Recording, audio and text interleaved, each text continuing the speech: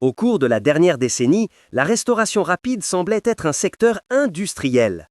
Des enseignes partout, des files d'attente interminables, des ouvertures qui se multipliaient chaque année, et une impression générale que rien ne pouvait perturber ce marché. Pourtant, depuis 2 ans, la réalité est en train de changer brutalement. 12 grandes chaînes, parfois historiques, parfois en pleine expansion, sont aujourd'hui en train de fermer des dizaines, parfois des centaines de restaurants.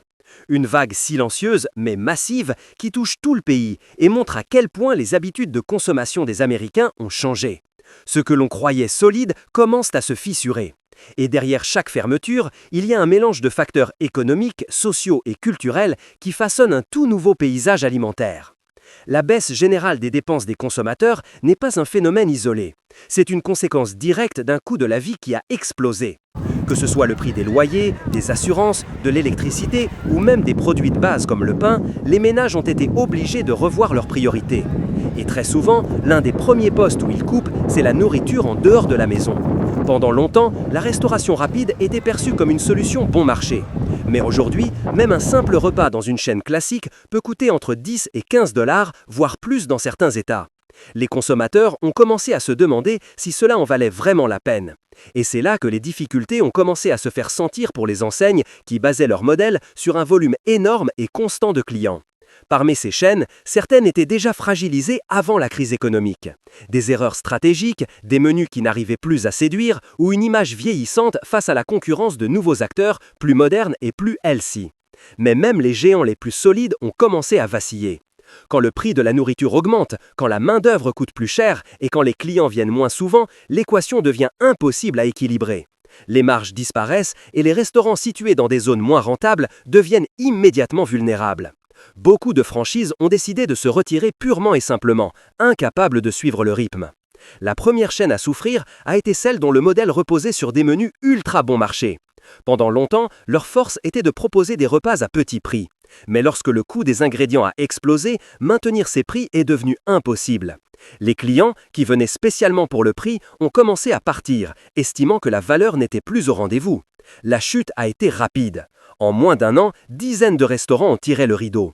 Et ce qui semblait être une situation exceptionnelle a bientôt concerné d'autres chaînes. Une autre enseigne, connue pour ses sandwichs rapides personnalisables, a été frappée de plein fouet par la baisse de fréquentation dans les centres urbains. Le télétravail a vidé certains quartiers autrefois très rentables. Là où des centaines de salariés venaient déjeuner chaque midi, il ne reste plus qu'un flux de clients irrégulier. Les franchises ont commencé à perdre de l'argent. Certaines ont essayé de résister, de réduire les horaires, de négocier les loyers. Mais au fil des mois, les pertes se sont accumulées. L'enseigne a dû reconnaître la réalité. Une partie de son réseau ne pouvait plus survivre.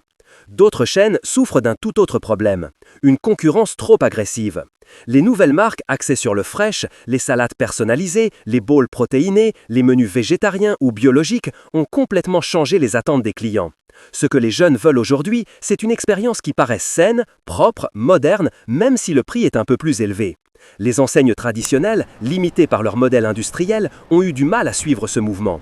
Certaines ont essayé de réinventer leurs recettes, de changer leur image, d'ajouter des menus plus légers.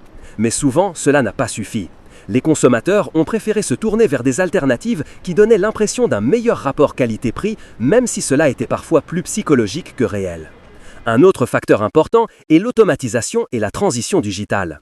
Les chaînes qui ont tardé à investir dans les bornes automatiques, les applications de commande, les programmes de fidélité digitaux ou les partenariats avec la livraison ont été violemment pénalisés. Dans un secteur aussi compétitif, la rapidité est essentielle. Quand une enseigne voisine propose une commande en 20 secondes via une app et que l'autre oblige à attendre au comptoir, le choix du client est vite fait. Plusieurs chaînes fermées récemment reconnaissent que leur retard technologique a été l'un des éléments les plus destructeurs. La hausse des loyers commerciaux a également joué un rôle énorme. Dans certaines villes, les coûts immobiliers ont tellement augmenté que même des restaurants historiquement rentables ont commencé à opérer à perte. Les franchisés, qui doivent payer un pourcentage à la marque en plus du loyer, ont été pris en étau. Beaucoup ont préféré fermer plutôt que continuer à perdre de l'argent chaque mois. Les marques, de leur côté, ont parfois tenté de venir en aide, mais elles ne pouvaient pas absorber toutes les pertes dans un contexte économique déjà fragile. Pourtant, la raison la plus profonde derrière cette vague de fermeture reste la transformation du comportement des consommateurs. Les gens ne mangent plus comme avant. Ils cuisinent plus à la maison, ils comparent davantage les prix, ils recherchent la simplicité, la transparence et parfois même le minimalisme. Les énormes menus à rallonge intimidant les clients ont perdu de l'attrait. Les portions trop grandes, autrefois considérées comme un point positif, sont désormais perçues comme excessives. Les boissons sucrées illimitées et les menus gras ne sont plus aussi bien acceptés. Le consommateur moderne veut se sentir responsable même dans un fast-food. Cette transition s'observe aussi dans les petites villes et les zones rurales. Là où les chaînes dominaient auparavant sans concurrence, les habitants se tournent maintenant vers des commerces locaux, des camions de nourriture ou même des marchés fermiers hebdomadaires. Le désir de soutenir les petites entreprises locales s'est amplifié depuis la pandémie.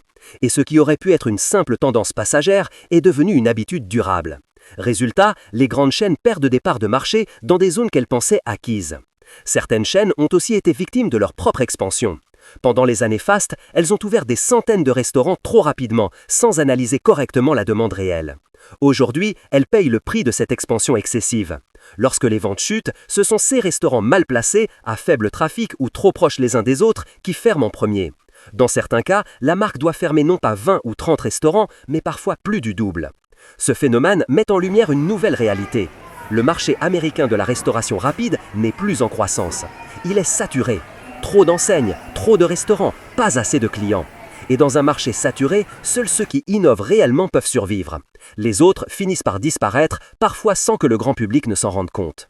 Les 12 chaînes qui ferment aujourd'hui ne sont peut-être que le début, car les experts du secteur prévoient que d'autres marques, peut-être encore plus connues, pourraient bientôt suivre. Le modèle économique du fast-food doit se réinventer pour survivre. Il doit proposer des menus plus simples, plus sains, plus transparents, tout en restant abordable. Il doit intégrer la technologie au cœur de son fonctionnement. Et surtout, il doit comprendre que l'époque où les clients venaient automatiquement sans poser de questions est révolue. Pour les employés, ces fermetures représentent un choc. Beaucoup se retrouvent sans travail du jour au lendemain. Les franchisés, souvent des entrepreneurs indépendants ayant investi leurs économies, subissent des pertes importantes. Les fournisseurs locaux voient leurs commandes diminuer. La fermeture d'un fast-food ne touche pas seulement la marque, elle affecte tout un écosystème économique. Et lorsque 12 chaînes connaissent le même sort en même temps, l'impact devient national. Mais derrière cette vague de fermeture, certains voient aussi une opportunité. Une opportunité pour de nouvelles marques plus modernes, plus flexibles, plus en accord avec les attentes actuelles. Une opportunité pour des entreprises locales de reprendre des emplacements stratégiques. Une opportunité pour les consommateurs de repenser leur manière de consommer. Le paysage commence à changer et même si ce changement semble brutal, il ouvre la porte à un secteur plus diversifié.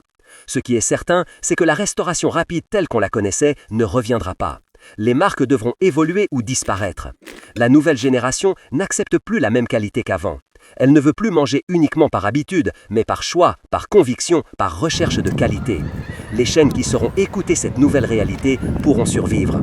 Les autres seront les prochaines à rejoindre cette liste de 12 marques qui ferment aujourd'hui leurs portes face à un consommateur qui a changé.